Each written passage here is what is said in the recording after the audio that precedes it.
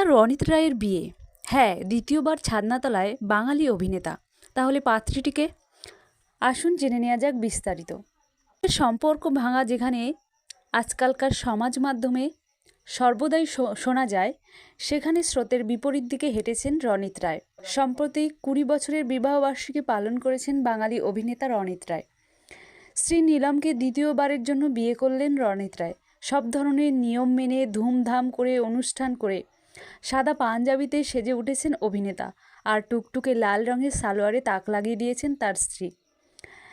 বিশেষ মুহূর্তগুলো লেন্সবন্দি করে ইনস্টাগ্রামে পোস্ট করেছেন রণিত রায়। স্ত্রীর উদ্দেশ্যে লিখেছেন, শুধু দ্বিতীয়বার কেন, 1000 বার বিয়ে করতে চাই তোমাকেই। সে স্ত্রীর ঠোঁটে চুমু এঁকে দিয়েছেন রণিত এবং তাদের শুভেচ্ছা জানিয়েছেন সহকর্মী থেকে অনুরাগীরা। জীবনের সব ওঠাপড়ায় রণিত রায়ের পাশে থেকেছেন নীলম।